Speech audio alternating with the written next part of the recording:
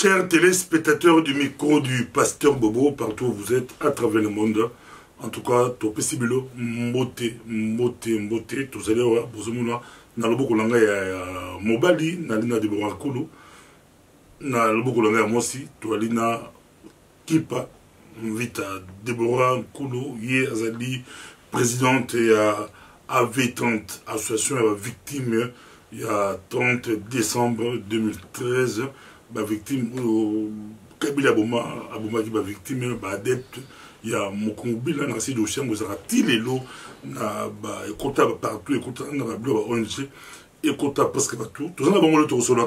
Pourquoi? Parce que Nancy, l'actualité oblige les amis de passer pour des débats, tout qui déclaration, il y a le prophète Mokongobi, là, reconnaître les signatures, là, bango, ils ont un document, où il y a CNRC, où il y a 5 bango, sont prophète Mokongobi, là, mouvement belé, groupe belé, ça a une déclaration politique samedi passé, mais toujours une déclaration, il y a équipe, il y a Mokongobi, là, c'est comme ça, éclaircissement dans le dossier en haut. Mais, combattant RDC, les gens qui, ça qui va pour la bango, tout ça, on a équipe Mokongobi, là, il faut avoir beaucoup plus de clarification au droit des réponses. Bamika pour répondre à ces amis de passer pour avoir des débats, la choc qui a idée de vérité et comme un botte de bon coup. Botte pasteur Bobo. Botte équipe invitant. Botte pasteur Bobo. Bali kota yapsa mukrumba na pesi bina maloba na pesi maloba na moko boyer sous di bosso boyer le droit de réponse sur Ekumani Weti, bo pesa ki mo droit de réponse à bilo, puis bo expliquer un peu pourquoi bo tant communiqué de presse na conférence où ça m'a dit il y a résistant patriote. Bon, expliquer dans la vidéo passée, mais bon, il y a des sous. Pourquoi bon, il y a des sous? Question voilà. Bon, tout le monde dit que j'ai introduit, mais bien mon merci. Nandé au PCB opportunité à quoi les sous na micro na yo pour éclairer peuple na biso, pour éclairer ba compatriotes na biso. Tozo yate na esengo. Et c'est mon cas, il y a le micro à Pasteur Bobo.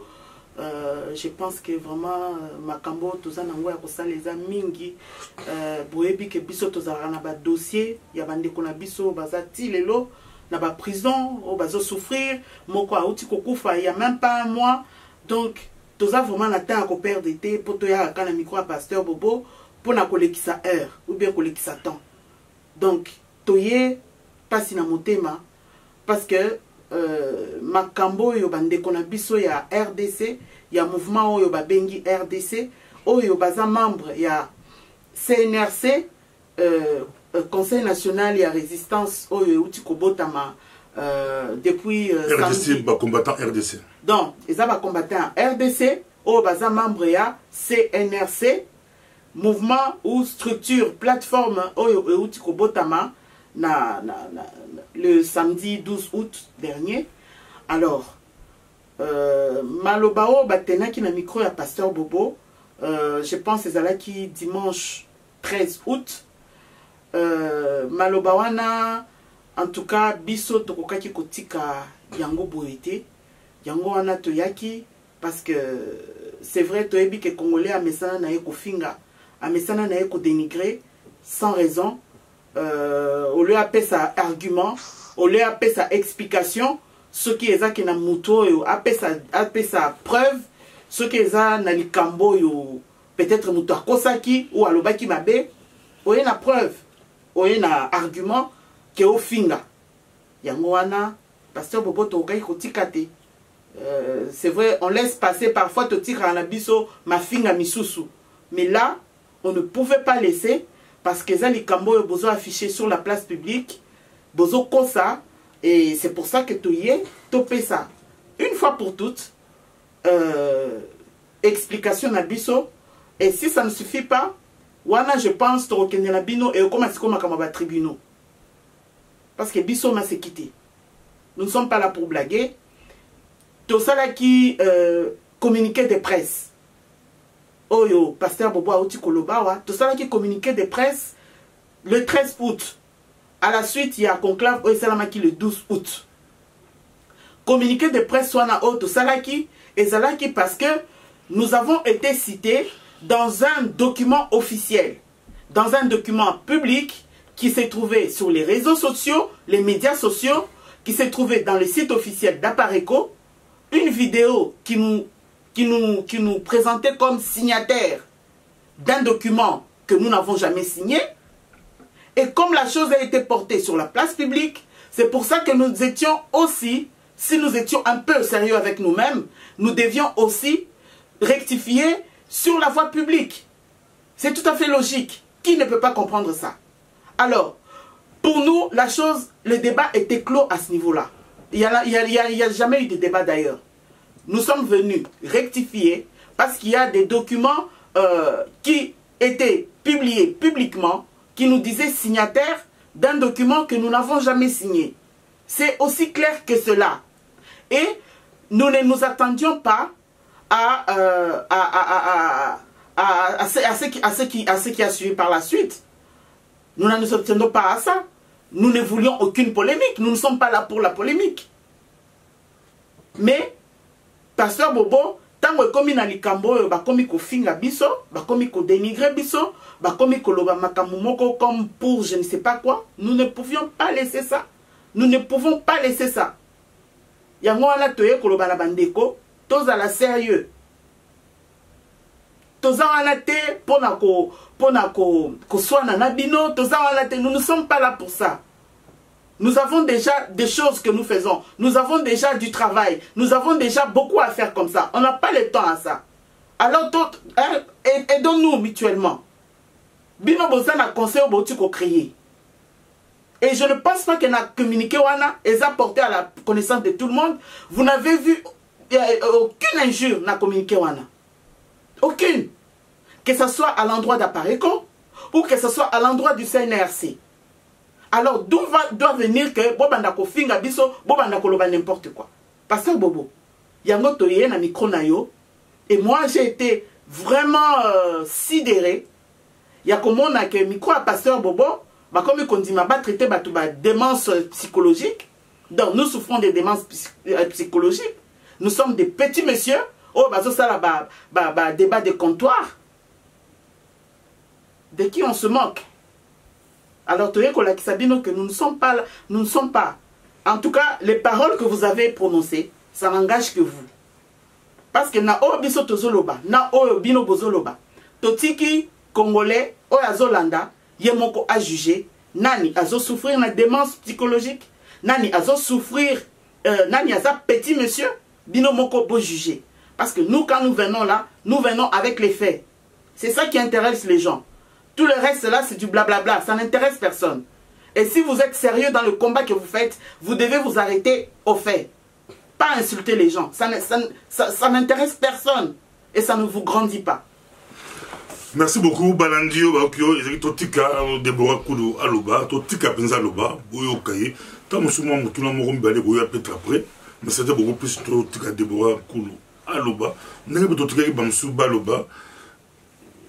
Naye pana yo kipa vita okolo bali nawa bali kolanda yo okolo bali. Merci Pasteur Bobo pour la parole. C'est vraiment regrettable ya romona biso tozolo bato ababundeli mboka komona babiloko tozo bimisa envers baninga na biso babundeli mboka.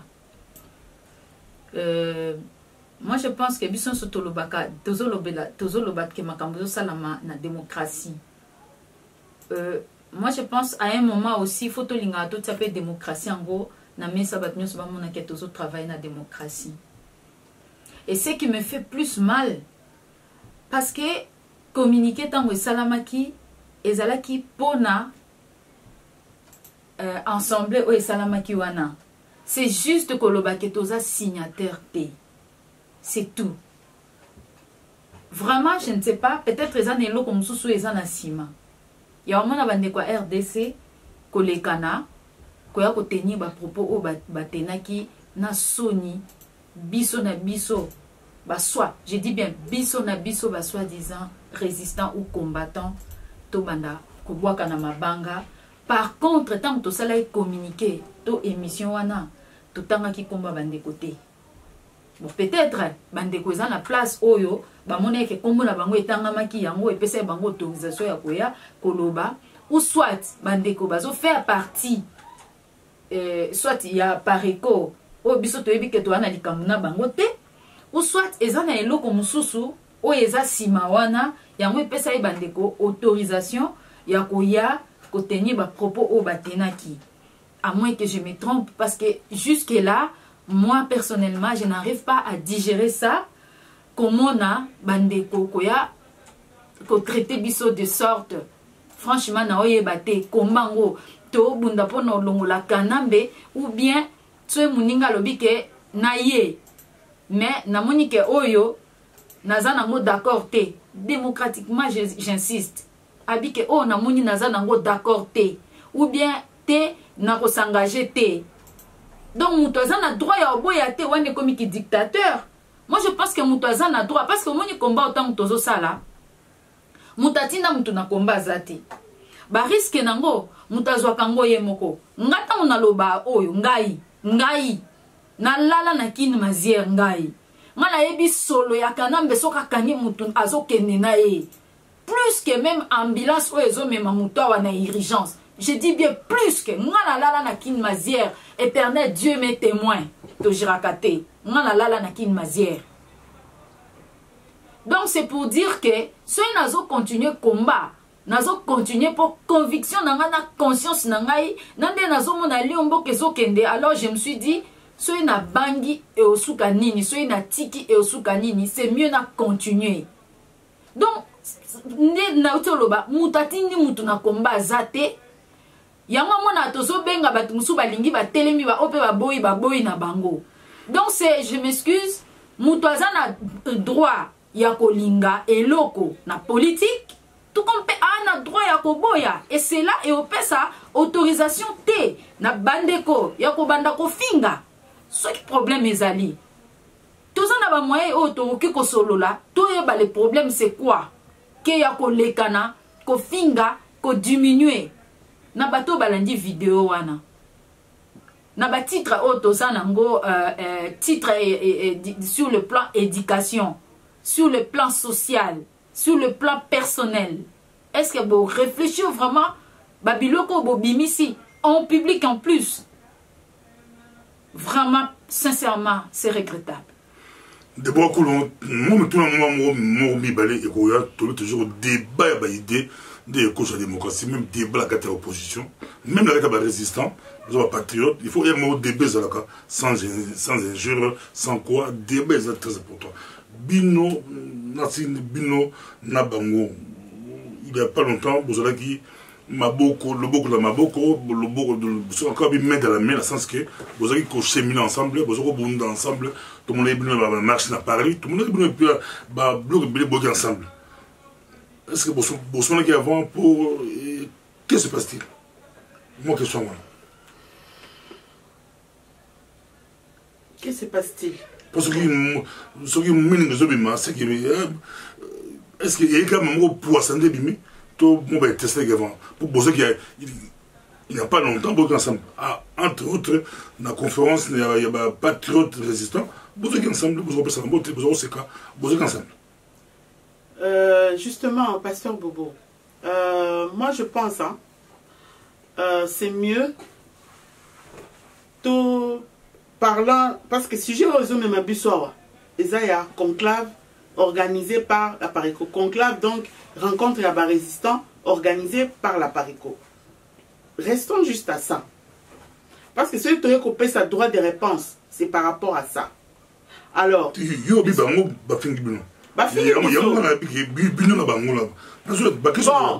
ceux qui bisona bango problème ezali bango ba yebisa yo que non bango basala biso boye basala biso boye basala biso boye groupe wana ya bandeko ya RDC na okota vraiment na kati ya nini te hein, parce que ils ont insisté na expliquer yo groupe wana ya bandeko ya RDC oui public bazotala biso bien. Tozalaka na biso bien. Oui, tozalaka na biso bien. Tozalaka na biso bien. Na osala parenthèse moko. Bandeko ya RDC na biso ezalaki na donc début début à l'année 2017, donc vers février, je pense. Et ça qui n'a likanissimo que tout sangana. Au moins ka idéo bazio ya conclave wana. Biso dans février déjà. Soyez baza honnête bakoloba yango. To bandaki déjà ba rencontre.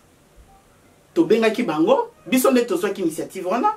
To bengaki bandeko mususu juste après que tout ça la marche oyo yebi to sala ki le 28 janvier pour na koloba que peuple congolais aza d'accord te na accord signé le 31 décembre 2017. On a pas encore réfléchi mais moi ya bandeko o bazolanda.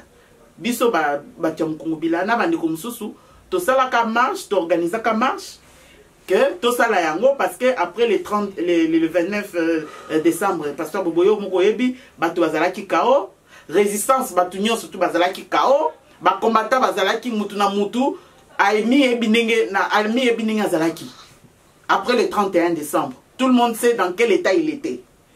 Alors, biso to sala ki tout na bandi comme sous organiser qui marche le 28. Après ça, on s'est dit quand même qu'il ne faut pas bandeko bazala batikala battu jusqu'à quand. Comme si makambo sili siko non, il faut que nous nous mettions ensemble. Toi qu'est-ce qu'on peut faire? Nous étions réunis na bandeko wana à RDC. Na kokota na katikati vraiment à masolote parce que ce n'est pas ça le sujet ici, mais et ça là qui que ba idée à bandeko na biso on n'était pas tous qui na même optique té ya makanisi parce que biso ezalaki que tokutani bandeko ya RDC bazawana mouvement ya mukungubileza wana l'IPDC ya ndeko na biso Calva ya Strasbourg azawana bandeko mususu bazalaki wana moi ba mouvement tozalaki peut-être 5 à 7 associations ou mouvements si je ne me trompe pas na réunion to bandaki na février. Je crois que c'était exactement le 28 février.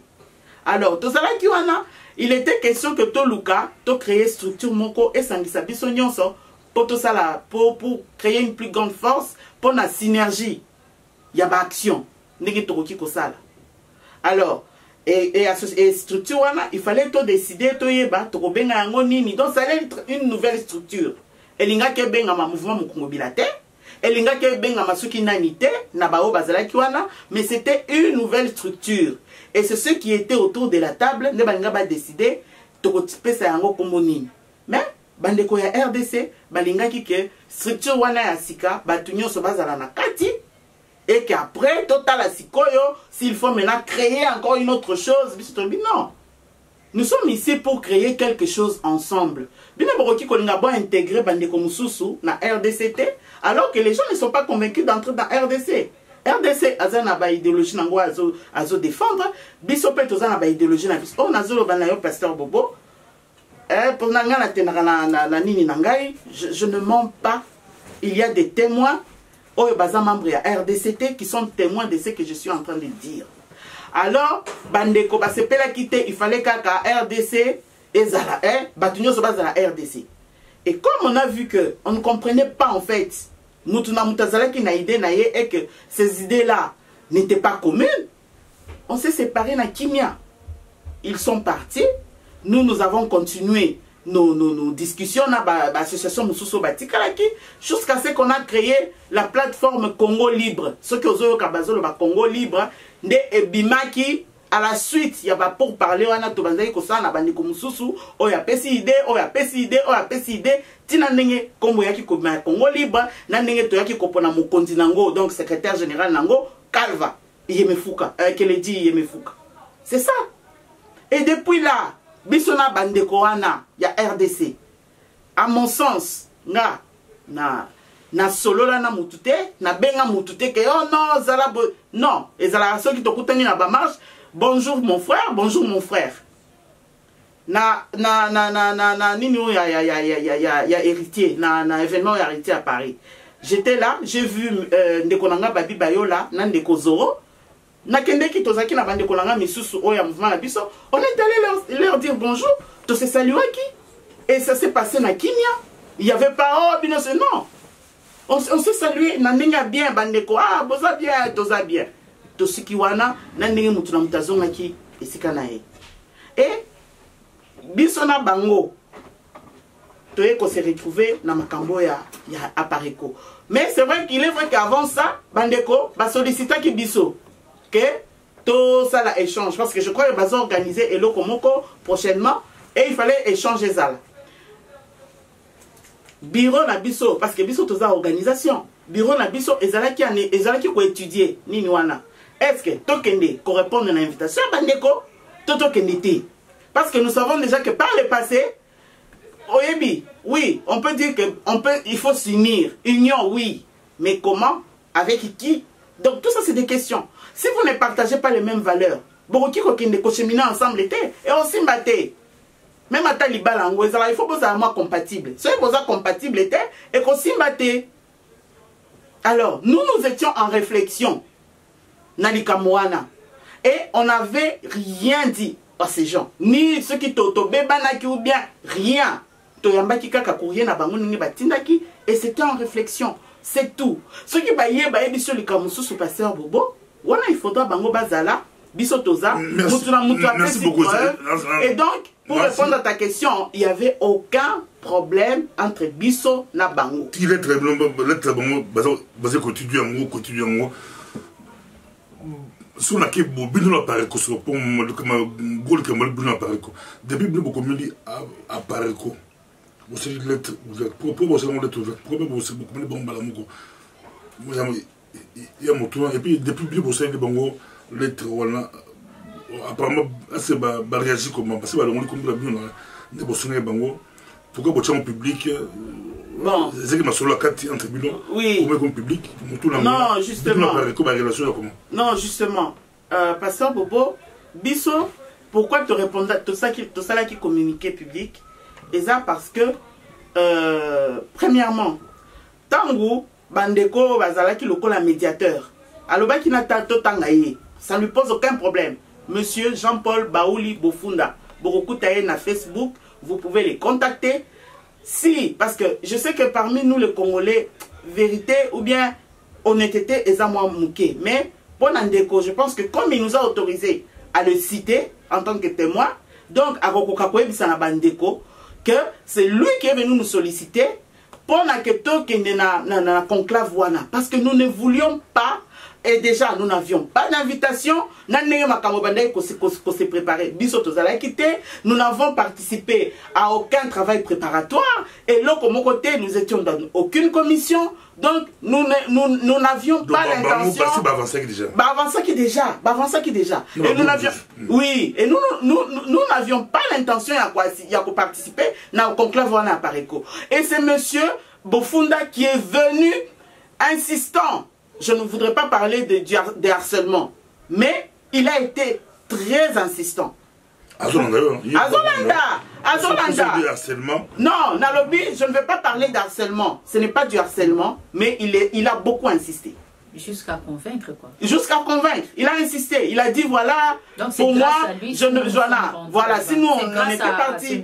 Oui. Alobi, madame Naebisio, pour moi, pour Nangaï, c'est une aberration que Réunion Moko et réunir par résistants combattants et que le prophète, je répète ces mots, hein, alors il aura à les confirmer ou il va dire que Nazoko ça. Il a dit je ne peux pas concevoir qu'une réunion, il y a des résistants et se tenir, une réunion aussi importante, où ils ont visé Makambwa Minene, qu'ils ont se tenir sans que le prophète Mukungubila ou sa délégation bazalana présent na niniwana na réunion wana. Il a dit ça. Et il a répété que parce que moi je sais que le premier résistant c'est Mukungubila, le prophète. Oh, à comment qu'il est ouverte en 1996 ou en français on dira 1996 pour parler de l'invasion. Lettre wana pasteur Bobo na elio yango o garder yango ceux qui ba ya ke pa na yo pona ko finga Mukungubila petit Dieu la kisa bango ke Mukungubila abanda résistance na ye na 1996 a dénoncé sous la dictature Mobutu à l'Obake bateau bazoya wana bo considérer bango te le quoi ba libérateur baza ba envahisseur. Ils viennent envahir. C'est lui qui a commencé à parler d'occupation. Et ça, il y a des gens qui les reconnaissent. Alors, le monsieur a dit, en tout cas, il faut Bozala. Vous ne pouvez pas dire, on a beaucoup parlé. nous on a dit tous en la réserve parce que pour pas le passer tu connais quoi assister à la réunion à bande konabiso à Pareco le 10 juin mais communiquons et bimaki nous ne nous sommes pas vraiment reconnus dans ça entre autres choses. Alors quand nous allons venir là nous ne voudrions pas que Makamusu Moko Boye Bima ait engagé Biso sans que Biso tous à au courant surtout que Makamango il me semble que Bolobi, la commission, ils ont travaillé, tout ça. Nous ne savons pas ce qui s'y est dit, qu'est-ce qui s'y est décidé. Alors, Bisoto Kotaka, on dirait, je vais dans la soupe, Bisoto Lingité. Non, il y a lobby. Non, ne vous en faites pas, Makambo. Les choses ne sont qu'au début. Donc, les samedis là, Brokende, Bopesipe Baïde Nabino. Donc, Ezalaki, c'est comme si ce que nous voulions faire na bandeko ya ba RDC et les autres, nous l'avions compris comme ça. Que Torokuta na bandeko, to bandi moi pour parler, peut-être qu'il allait y avoir 2 réunions, 3 réunions, 4 réunions, pour que tous décider. Voilà. Pour nous, c'était ça. Et quand nous avons donné notre accord, c'était sur cette base-là. Que Tokoya, nous disons finalement, Ezalaki, au bout de 4-5 jours, tant que tous solo là, monsieur, Bofunda, netoye kondima, topesi accord de principe. Après, toebisiye tolobi, mais nous insistons qu'il y ait respect à parole tenue. Si on nous promet qu'on ne va pas chipoter derrière, ce qui toye, ezalaki, non, bango basalaki boye, basalaki boye. Nous ne voulons pas ça. Et le monsieur a dit, je vais remonter information dans l'instance à Pareco, et c'est ce qui a été fait. Il a mis les membres de notre bureau en direct contact Naba Konzi à Pareco, dont M. Ndala Wandala. Il nous a mis en contact, échange de Salamaki. Ils ont demandé quelles sont vos exigences. Tolobaki, Toza na exigence mon côté, à part, il y a transparence, Otosengaki. Transparence, clarté, Namakambo et Salema, c'est tout ce que nous demandons. Que transparence et Salama. Et surtout, confiance. Et la confiance, ça suppose que nous devons tenir parole na Oyalubi. C'est ça qui crée la confiance. Au monde. Voilà. Mais que répondez-vous à ceux qui disent que vous avez la négligence et même la délégation? Emmanuel, porte-parole de la candidate, les autres, UDP, c'est fondamentaux. Papa Léon, tout, il avait beaucoup mouvement ML, Lumumba, Viola Bazalaki, Batamaïle, Baki, Belé. Déjà, na niveau à débat, bon négligé en gros. C'était un grand débat démocratique, bon négligé un débat. Comment bon s'attendre? Bon, la synthèse est bien. Ceux qui ont négligé le débat, les autres, ils calibre là, calibre. Pas ça, Bobo. Il y a des gens qui d'autres calibre là. Bino, bonnet, groupe scotala. Pas ça, Bobo. Bonnet otala. Oui, tu connais otala. Mais, parole aux autres, na bao, bazolo, babo, ils ont posé question. Mais ceux qui battent balobi, bon, on a regretté mingi. C'est-à-dire que bazon remettre en cause. Façon biso toza structuré, façon biso toza organisé, ototinda kiwana baza ba portiété. Il y a un mouvement la biso. Ce ne sont pas des réceptionnistes. Christian Bamba aza représentant, il y a Joseph Mukungubila. Donc na ba instance belge. Ce qui li kamozali yemuta kena ko représenter prophète Mukungubila. Anissé Basilo aza membre ya bureau na biso. Donc on ne peut pas la Bossani Dixi qui est représentant à Mukungubila en France. Aza l'un des représentants au niveau de la France. Donc on ne peut pas remettre en cause structuration à Bisso et nous dire que Batu Bazala qui ce ne sont pas des gens de qualité. Je suis désolé. Je suis désolé. En plus, na rapport au Bango na bureau, enfin, je ne veux pas rentrer dedans, mais Bazaba tu as qualité. Qu'on ne remette pas ça en cause. Pourquoi moi je n'étais pas là ou pourquoi maman qui me n'était pas là. On n'a pas à s'expliquer sur ça. Et comme il le colle donc tout ça la neti. Non. Tout ça na structuration na biso, tout ça organisé na niveau na biso et le bureau a mandaté cette délégation là qui ne co représenter. Vous comprenez?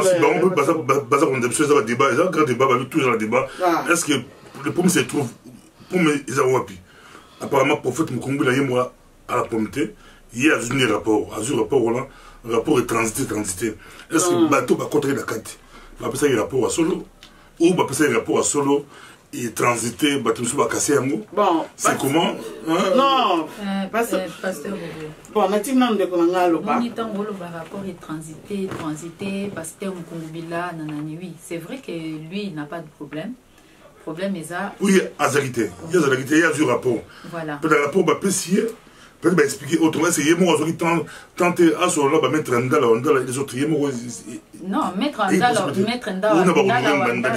soit pasteur Mukungubila au sola na honoré Rwanda OK ce qui monsieur ndala au sola na biso moi je ne peux pas passer directement au sola na honoré Rwanda il faut suivre aussi le protocole je pense que c'est comme ça okokota bamote na ndako ya bato lobi nga alika na sola na papa mais mama aza wana mwana vice-président par contre Mukungubila aza vice-président yo za vice-président wana oluka liso polémique alors je vais te répondre non attendez maître Andala soki aza pardon pas soki j'ai pas minimisé non attends c'est ça le problème avec nous les Congolais c'est ça tolingi il faut moto azala soki aza ndenge nini na nsima opesi place na ye yango na répété na ndako bato soko okei respecter protocole na bango respecter ndenge hiérarchie na ndako na bango ezali maître Ndala aza vice-président donc si je comprends numéro 2 ya Pareco donc Mukungubila aza numéro 2 ya nini na biso alors ma besoin le numéro 2 ça peut passer pour le numéro 1 là bango c'est pas ça le problème aroki ko so na numéro 2 problème mais oh va servir c'est pas respect aussi ça c'est pas un problème ça c'est pas un problème il y a pas de problème sur ça même nous avec le monsieur Ndala il y a pas de problème les opposés kaka pourquoi ma baby pour biso tolobi que on n'est pas membre signataire bon bagage comment la Pareco a réagi comment mais quand on la ça justement lettre ouverte bango ba réagi comment bon on a ligné la bango pour mettre officiellement ce que je voulais dire aussi c'est que biso toyebi en tout cas toyebi mo musala lingi zalaka avant to sala communiquer na biso tozwa ki tant Yako Komela à Pareco. Avant tout ça la communiquer. D'abord, nous avons fait un courrier au bureau d'Apareco. Oyo to tindaki. Oyo même tous opé ça ba détail tous opé ça na communiquer. Na communiquer tous ala ki moi mukuse mais na courrier auto adressé ki bango tous expliquer bango le pourquoi. D'abord tous a surpris à signature et puis le pourquoi biso to signé les pour nyonso tozo expliquer na kati ya courrier wana et après le courrier c'est comme ça qu'on a fait le communiqué quelques heures après mais ce que je veux dire na ba ndeko ya RDC wana bino mo bolobi bien bazana bino boza biso batom Mukungubila tous un problème na Pareco mais ya bino na kati nini parce que quand nous faisons le communiqué nous l'avons fait na bateau yo qui nous ont invités parce que to senga ki invitation officielle bah la biso invitation officielle. Au moins pasteur Bobo, il faut que les gens même bandeko ya diaspora ba combattants, il faut là nous basons il faut réfléchir avant de parler. Dans nos zones ko traiter Mukungubila petit dieu. Occupation les lois yoboui. Tant bozolo ba la RDC est occupée ou bien Congo Kinshasa est occupé. Pourquoi occupation est kotaki facile? Bao bazo applaudir bango le quoi ba libérateur.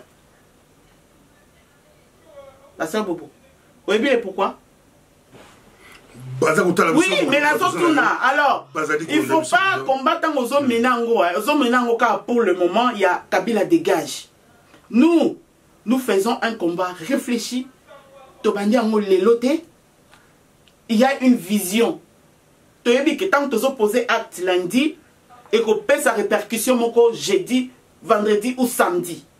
Tous opposés acte car le loté au fini na yo et sili. Non mon frère. Si tu as des choses à dire, loba yango parce que tu ne sais pas si tu auras besoin ya rokuta nana Mukungubila, ton akimpa vita, ton anani, il faut réfléchir avant de parler. Il faut réfléchir parce que Mukungubila et belé bazolo bawana bakotia ye yazoni benga résistant. Biso nyonso totanga na nini à l'école hein, to na ba dictionnaire. Tala bien résistant, résistant, c'est qui est un résistant? Alors, au tcha mukungubila wana, au tcha yopé, n'entrez pas dans des considérations personnelles. Tant bazo s'attaque, oui, que bazo s'attaque n'angaye, hein. Na komi siko mutu na bango, mususu wana, zoro abinga nga suki Jésuite suki nani. Ba mi baliko. Donc, vous n'avez, il n'y a que moi, ngande bo monique non bo. Ah, ngape bo kutanga. Balandi biso ba kibiso moto toke pour ça sous comme na otile longtemps. Na otile longtemps, to bien que débat ndeko yebo bon sama kambu na débat. Alors, avant de donner la conclusion. Non, avant conclusion, pasteur Bobo, avant conclusion, je veux dire quelque chose parce que bon, Bandeko, il y a RDC. Je peux dire que la plupart il y a des propos qui ont été tenus. Bon, ça m'a surprise. Je ne sais pas si vraiment ces propos-là m'ont surpris. Mais Eloko est surpris. Étape par étape. Oui, et ça politique. Mais il faut pas réfléchir avant. Dans Bazo Lobawana, dans Bazo Sala ou Bazo Sala, pas réfléchir. Parce que ce qui est kota sur le plan personnel. Oui,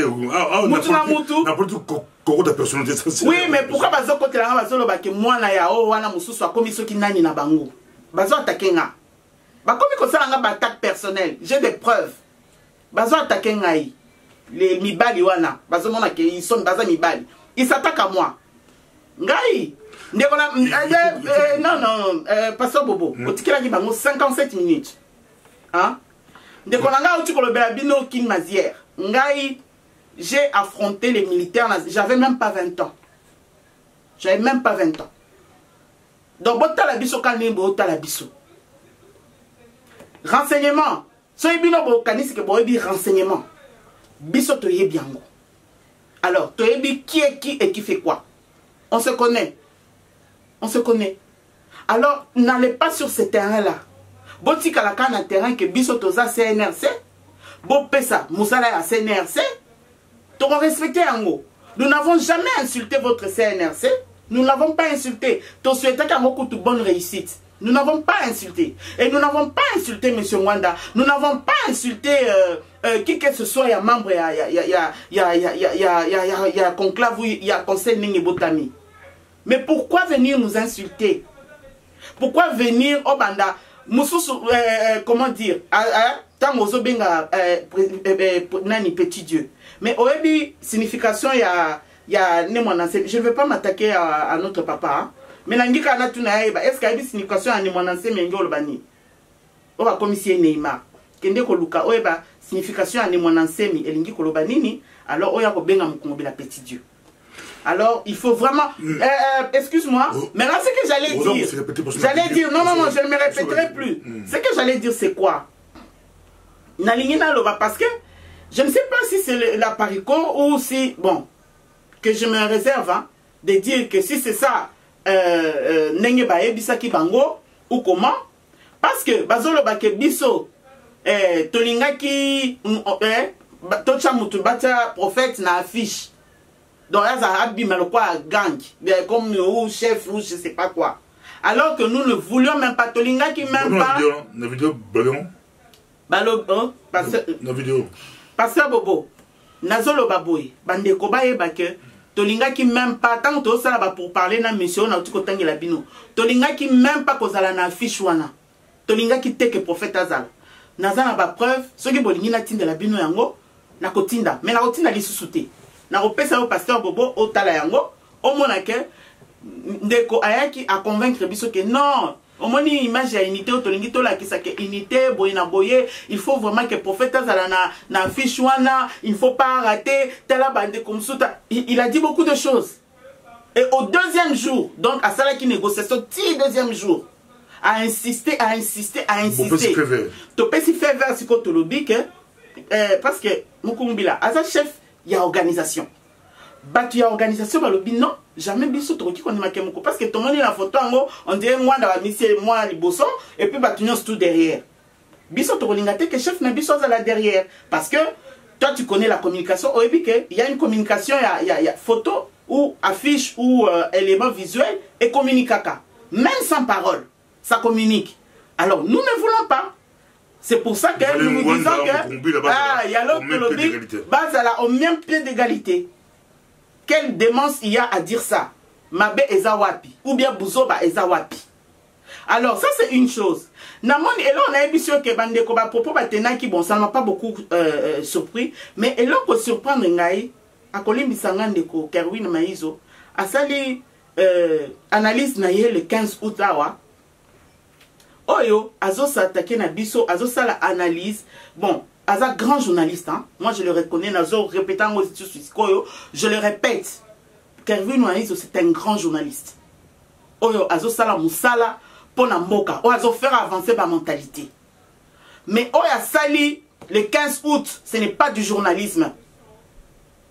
Parce que quand tu viens avec ozo diffamés, ozo lo ba lukuta, oyo peut-être na habité ceux qui bande quoi apparaît qu'on ba reportage boye alobi que makambo photo et pas lobby comment broki ko exiger que chef nabino azala ceux qui yende mokonzi tout ça en plus alobi que le fait que biso to sali tapage après nini après conclave donc to commis un allié objectif ya Rasop ndeko. Est-ce que vous avez que Rasop wana Moïse Katumbi azana Rasop o abomi si biso plus de 200 personnes dans Lubumbashi. Je pense que quand il y a des choses qu'on dit, hein, il faut qu'on zonga moi sima. Parce que au moment balobaka keya za rwandiste. Moi j'observe. Je n'ai jamais je peux pas dire que mais quand tu tiens des propos comme ça qui ne sont pas vérifiés. Tant ozo lobake décision de ne pas signer et outaki na bureau il y a Afrique du Sud. To téléphonaki. Que to téléphonaki, voilà que to téléphonaki na Afrique du Sud. Deko, osana preuve mon côté. Ozolo bake, il fallait ce qui biso ko tolinga ke ba pesa biso coordination. Ndenge lokola Conseil national wana est décidé que nini coordination aux à la tournante tous les 6 mois. Bazui, hein, donc association et petit membre nango et mon frère, laisse-moi te dire que Bisso, ce qui va proposer à la Bisso coordination,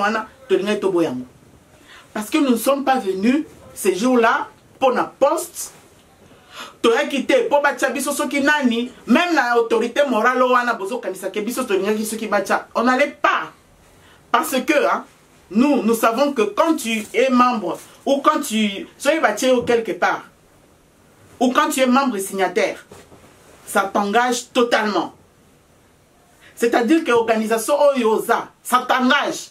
Et nous ne nous reconnaissons pas dans les valeurs. Ou bien Mama Kamouning et Zosale Makuna. Nous respectons, mais nous ne nous reconnaissons pas dedans. Alors, Bisso, nini, plaisir nini, ou bien quel intérêt, Bisso Trozalanango, qui va me lancer, ah, Batamukungobila, Bangonde Bazawa, coordinateur et à CNRC. Non, non, Ndeko. On a tapé à côté. Non, si on clarifie. Et vraiment, je suis désolé. On clarifie, on peut aussi clarification. Merci beaucoup. Ton peu ça souko. Ce bandit va jouer 57 minutes parce que le blague m'a embellé, le blague va syndicat. Oui, mais ceux qui ma question ils ont acquis 4 fois, 5 fois. Là, ça pose problème. Parce que on a la émission, on a ici tout le temps. On dirait Bozaï qui wana pour la coloba makama mukumbila. Non, c'était juste. Ah oui. Ceux qui bakiront c'était juste une information quand même. Bon lancer CRNC. Aussitôt ébimi, aussitôt communication, il fallait battre. C'était beaucoup plus. Non, et pour passer au moment à corriger, tant que Bozo le baquet, on s'est retiré du CNRC. Je corrige, hein? Au moins la CNRC, parce que pour se retirer, il faut y avoir été intégré ou bien avoir intégré le CNRC. Nous n'avons jamais intégré le CNRC. Beaucoup de jamais. Tokota jamais. Qu'on se le dise, parce que ce n'est plus du journalisme. Il faut qu'on corrige Bango, biso preuve zali. De beaucoup de jamais. Voilà, c'est ma Bango signature. Oui, c'est ma Bango signature. Tu as posé un débat démocratique. Non, voilà. Ce qui va édition que Tokotaki, au sein de Bango signature. Autant Mingi, aux intellectuels, c'est ma Bango signature. Bon, paye sa place, Signaki, c'est ça qui va montrer qu'ils sont signataires et ils ont quitté. Ils se sont retirés. C'est aussi clair que ça. Commentaire, tout pour la libération Boka, tout Bunda, Bobina la Kabila. Et tout ça, on a bien. Dans la rigueur. Attends, comme avant. Bon, l'obligé de travailler à Baninga. Si vous comprenez combien avant, à travailler à Baninga, ceux qui ont oui, c'est sûr, mais dans la rigueur, comme avant, au travail de la Baninga, parce que beaucoup de apprendre un jour,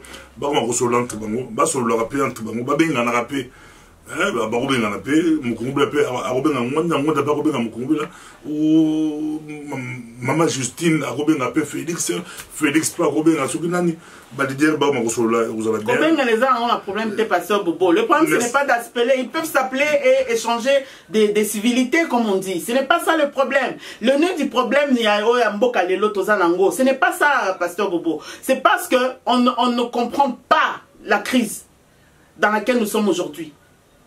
Bandeko bazo sala analyse mabé. Bon, nazolo bate bandeko ya CNRC, hein, mais nazolo ba dans l'ensemble. Ezala na diaspora, ezala na Congo. Bato bazo comprendre bitumba o tozo bundalelo bazo comprendre en côté. Parce que quand tu vois, tu entends des gens dire bazo ba comment réclamer Congo Zaïre. Bazo ba bazo bunda pona réclamer Congo Zaïre. Zaïre kutu. C'est pas bon. Est-ce oui. Ah, bah, c'est ça. Non, non, je dis bien. Ah, Nazolo Bela, c'est NRCT. Ah, oui, Nazolo dans l'ensemble. Congolais, ils ont réfléchi ma bé. Ils ont réfléchi ma bé. Parce que quand tu réclames le Congo Zaïre, n'a pas cet exemple. Yo, on drapeau Zaïre, non, c'est un exemple pour te dire que les Bandeko, ils ont comprendre crise de Otozanango et puis to bundandengeni. Parce que quand tu réclames le Congo Zaïre, yo en tant que journaliste, yo que na RTNC, journaliste simple moyen, n'attend à mon bout à Bandeko gagner $17. Na ba information on a vu hein parce que na bande quoi journaliste auto ebani nous sommes des confrères on se connaît jusqu'aujourd'hui on est en contact $17 babanaï ko gagné na tango Mobutu lelo azo gagné le mois on m'a dit hein on est ça véridique le mois oyo mutu azo gagné na RTNC na jour à lelo eza $200 na ba chaîne privée nyonso zo mona wana ba salaire ezalaka ba 50 ba $100 moi j'ai travaillé dans une chaîne privée. Donc je peux en parler. Alors, tant que ça Congo Zaïre. C'est vrai que ezala na Congo Zaïre, ezala na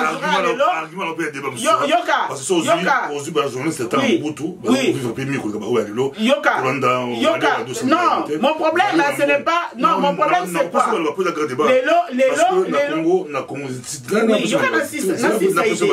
oui.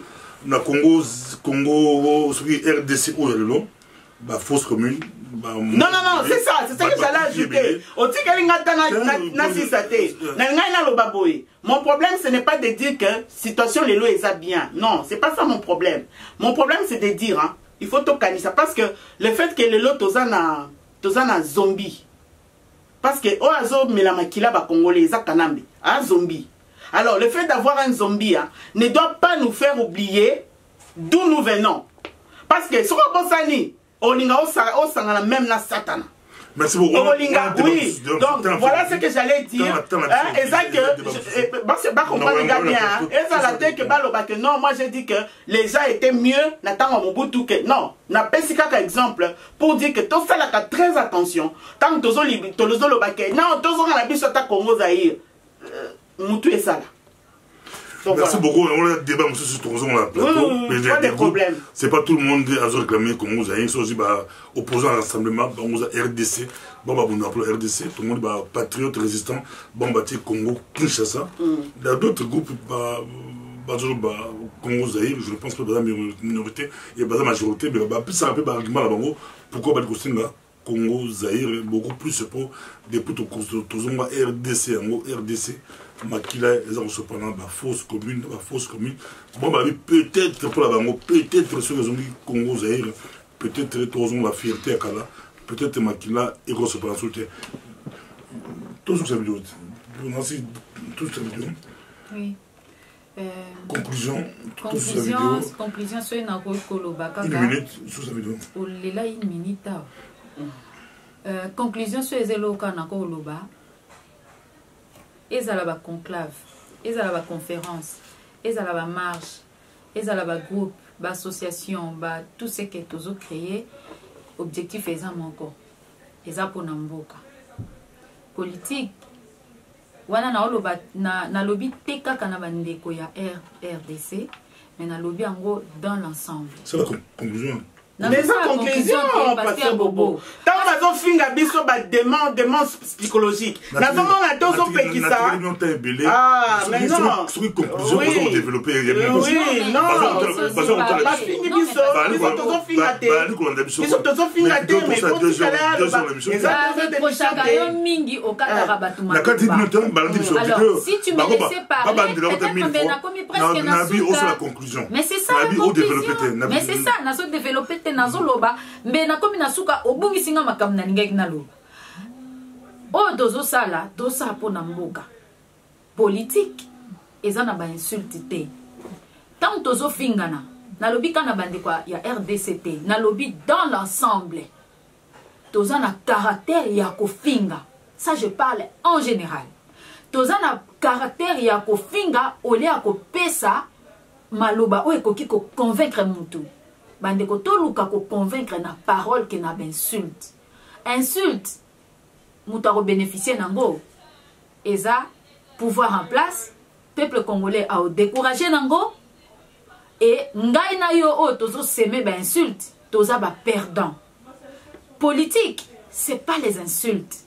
c'est pas les humiliations la kisanga na sala boye pona mboka ngana sala boye pona mboka des preuves tangibles o ekoki kopesa mutu mususu pe courage na posa ezala ba fable te ke ya kotia ba insulte bana na biso bazolanda bato mboka libanda bazolanda eloko bato bazomona ka na komana biso ce sont des insultes ezo profiter na pouvoir en place toko ko boma na biso te na combat na politique mutaza na droit ya koloba non comme oui eza nzela ozoke so omoni ke nzela no sepeli nango te nga nakoki koimpose ote ke ndeko il faut ndima. Je vous remercie beaucoup. Donc tomeka kosalela kibomutu c'est vrai makambo Congo à des fois ça nous énerve mais to comme à un niveau ya ko porter insulte entre nous c'est honte batuba mona ke biso na biso o tozo bi benga résistant o tozo mi benga ba combattant tozo fingana. Pourquoi? Pour na ba raison moko o eza valable, pour na ba raison moko eza démocratique, tozo fingana. Ça, c'est faire bénéficier le pouvoir en place pour rien et décourager aussi les autres. Merci beaucoup. Tokomi na sukwa ezala ke sengo ko yamba bango boki Deborah Kulu boki. Na conclusion. Oso pese vision na si ajoutant na onyoso. To se peli ko yamba bilo pesa sur la pese ba tona sur a posé 4 bandeko la biso on a posé bango 4 petites questions. Les équipes pour éclaircir, les équipes pour fingater. Non, bah oui, mais bah fingaki parce que je suis désolé. Oui, il fallait aussi qu'on a conclure. Les droits de réponse, il faut conclure. Non, on va conclure. Ajoute à mon Merci. Merci. Nous, les professionnels médias, ça se répéter. Non, et ça, on s'est répété. Et ça, on s'est répété. Non, oui, ça boring. Boring, c'est en anglais. Ça va ennuyer les gens. Ça va être ennuyant. Non, ça ne va pas ennuyer les gens. Et je ne vais pas me répéter. Balobi fait répétition est la mère de la science. Mais là, je ne vais pas me répéter. Nalingi Koloba Boye. Vraiment. Naebi ke mutu na mutu azana souci. Je pense que bandeko même à RDC ba na souci en mboka. Alors tant ba na souci en mboka, il faut boyeba façon nini boroki ko participer ou dans quelle façon boroki ko sala combat na bino. Tant de quoi lobi ke mutu na mutu azana souci mutu na mutu sala na on fait comme biso tout azana souci pour to sala quelque chose pour na mboka. Mais alors, parce que comme moi, même na yoki angwe pa ndeko Kervin Maizo, bozala ki ababanda ikobo ya bino sikoyo bandimi bino na combat et comme il est chantage. Mais la plupart na kanisi ninge bazana la plupart ont étudié, la plupart bazaba intellectuels. Est-ce comme ina biso to boye bino na combat. Biso to pasteur Bobo, lettre ouverte yango yo. Donc, toye basiko nani abandaki résistance, nana abandaki résistance te. Bien t'es déjà là. Alors, maintenant quand vous commencez net moi bah chantage tout ça parce que on déclare qu'on n'a pas signé vraiment tout ça n'a souci à mboka biso nyonso tout ça la mieux que bon banda net ko ça la chantage parce que les gens vont commencer à se poser la question la politique c'est pas bon si je vois beaucoup signer c'est pas arranger mais on tout bien revendiquer on se va tiango sur des bongi beaucoup ça va signer ça politique non c'est pas là le problème il y a une question il répondre à la question au niveau de la direction partie donc la politique tout le monde va pas ba corps miner les comptes de bazon la politique aux si sous ma question nalobi boye hein pasteur Bobo ce n'est pas le sujet oh ceci n'a pas siko nano parce que la moni bandeko non parce que ceux qui Kerwin Maizo il est pas comme à niveau à Koloba Lukuta oui non alobi et pas alobi que biso babanda ko boya biso na diaspora nalobi boye vraiment to élevez-moi débat soyez besoin na likambo Koloba arrêtez-vous au fait mais soyez comme na kosala battaque personnelle ou bien diffamation et ça m'a monté besoin discréditer même mouvement merci beaucoup Déborah pour le message il est qui attends le petit tongo mais va comprendre ok m'a oublié bolobi il est qui puis écoute de ton monali prochainement merci.